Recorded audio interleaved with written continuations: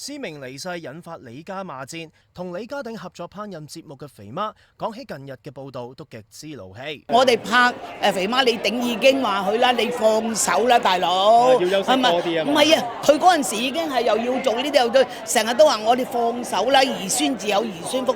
唉，佢哋後生仔賺啊，唉兩個細路哥唔夠㗎，啊咩又唔夠。你俾我都唔夠啦，又唔使做嘅，係咪先？我唔知佢冇做嘢添啊！如果我一早知佢冇做嘢，我真係鬧爆啊！我話俾你聽。但係嗰時你哋拍緊嗰陣時候，佢都冇講啲乜嘢㗎嘛？鼎爺都其實。鼎爺係一個絕對好爸爸，絕對好老公，佢一句嘢都唔講，淨係話佢哋賺唔夠，我要幫啫。佢日夜夜咧，你一同佢拍咁耐咧，拍3個鐘，佢講足3個鐘思明嘅。思明喺佢心目中係好緊要。你連佢老婆死咗都唔話俾佢聽，點解你睇到佢咁傷，突然間咁瘦咧？